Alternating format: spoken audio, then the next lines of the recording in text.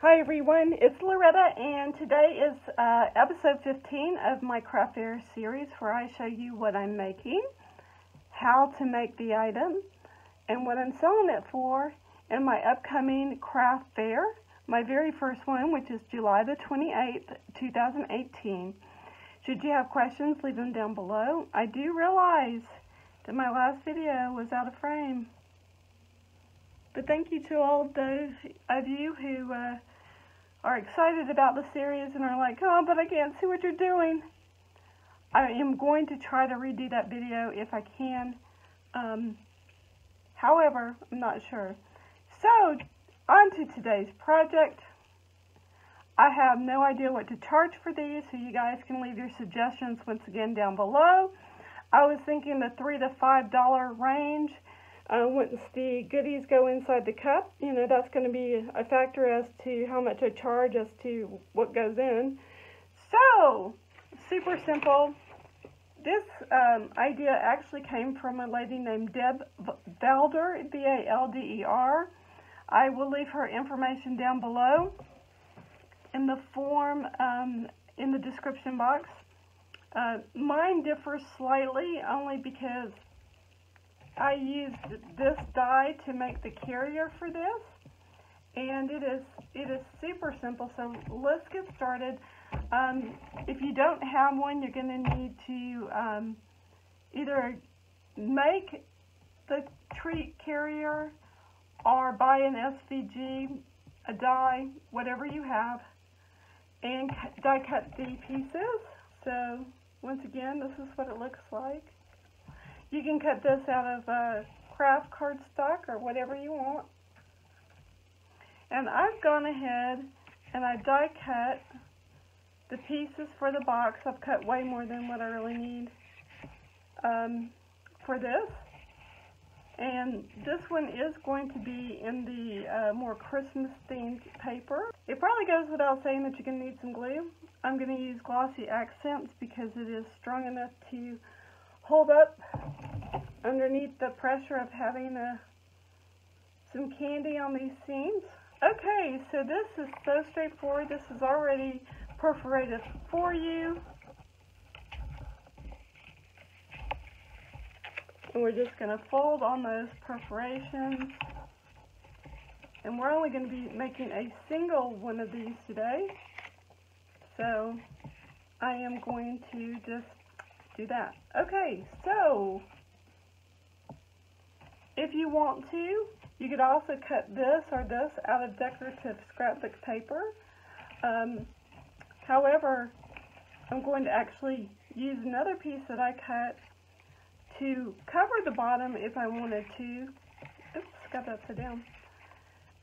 So that it would not only have pattern, but it's going to be stronger if we do it this way. So I'm just going to use my glue. You don't need to be a 3-year-old with this, folks. You just need to kind of glue it down. And since I hadn't already done this, I'm going to go ahead and fold on the perforations of this piece as well. You could really cut off the tab piece of this one if you so desired, which is what I did with that one. It doesn't really honestly matter. So I'm going to line that up. And this is glossy accent, so you do have a little bit of wiggle room, a little open time as they call it, for this to set up. And I'm just going to burnish that down with my finger. So far so good. If you see my head in the camera, it's because I keep checking to make sure I am in frame this time and we don't make that mistake again. So I'm just going to, once again, fold these score lines. Now then, here's this piece right here. I also want my handles to be a little bit stronger. So, even though these are the same color, you could do this one with pattern paper if you wanted. Okay, so this pattern paper, this side is the reverse of this. But you could so do it either side you like. Once again, we're just going to glue this into place. together, it's easy. I'm going to put either glue or tape, in this case glue because I have it in my hand, on these tabs. And I'm going to just let that kind of take hold for, a few seconds. And I like to start with this one right here. And I'm going to line that up and put it into place. Now, I've done this a million times, or I'm sure it's not literally a million, but I've done this a lot. And I still have a little nervousness when it comes to putting this together. So I'm going to hold that one into place. This is a good time to fix it. If you can't fix it, if that glue is dry too much, just take a pair of scissors and clean that little puppy right up. Okay, now for the little coffee cup treat, I used Deb's template. She is a very, very talented paper artist. I drool over her videos. Her tutorials are absolutely fantastic. So I've decided that I want this side to be showing, and once again we're just going to start on one end and kind of get that glue down. This one should fit, I hope so. If it doesn't, that's going to be kind of funny, but okay, so just hold that onto the glue. Once again, it's probably even better to let this sit, up for a few seconds. Just going to follow the lip of the cup all the way around until they meet back up, and it is too short. How about that? I just need to change a setting on my scanning cup. However, this is going to be in the back, so you really wouldn't see it, but I am a perfectionist, so it will get fixed. And you can give it a little belly band as well, just like a real coffee cup would have. So that's entirely up to you. I am going to go ahead and do that though. So far so good. And while that sets up, I'm going to create a bow for the top of our coffee cup. This is the Pink and Main large bow. I already have all the pieces cut, so I'm going to use the snowflake side of the paper, and this is the same blue cardstock that I used to make my box, and so I'm gonna eyeball this and see what a difference this makes just by letting that glue sit for a little bit.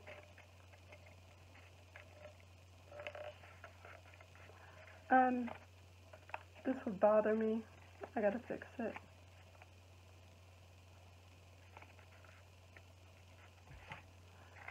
I wonder if my cups are just a little tiny bit bigger than the one she used in her video. Mine did come from Oriental Trading. I will try to link them down below in the description box, and if I don't, it'll be on my website, lorettaroger.com. So, anyway, you would fill this with your treats. And so I'm going to take this one and make our bow.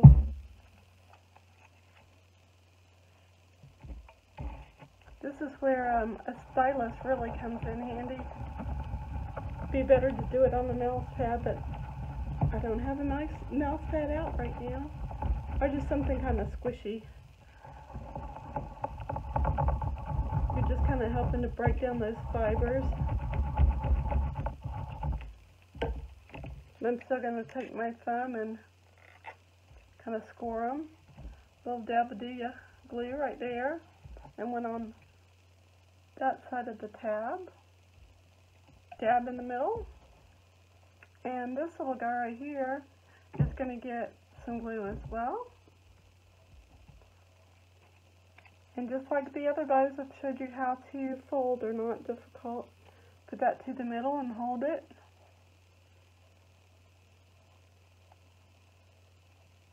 You can kind of feel when it grabs.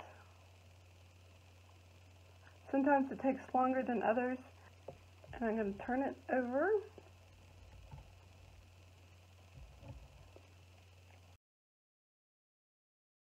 I really like these bow ties from Pink and Main, mostly because they're pretty easy to get them together. So, okay, I'm going to grab a 2-inch circle punch and I'll be right back. I had just a big enough scrap of the pattern paper left. You can leave this hole open if you want, but mine are meant to be for treat containers. So I'm not really worried as to whether or not the little sippy hole, if you will, is going to be covered up or not. So there, you can just put the glue on. And this, once again, is a 2-inch circle. I have a circle punch, but of course, you can use your dies, whatever you have. And right here, I don't know if you can see that that came up a little bit. I'm going to put some more glue down. And just straighten that back out and hold it again. You could use hot glue to attach this. I'm just choosing, in this case, to use my glossy accent. And you could also, if this height bothers you, you can also fold it down or cut it off to a certain point if you want it and then repunch it. So there you have it. I put a bead of glue on the back to hold the lace into place, and actually this would be better served with either tape or hot glue. I do not have my hot glue gun on quite yet today, so what I'm going to do is just go ahead and use my score tape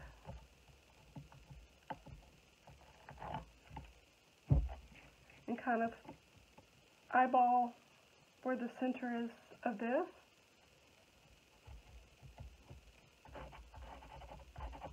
Okay. Now I'm going to turn it on its back.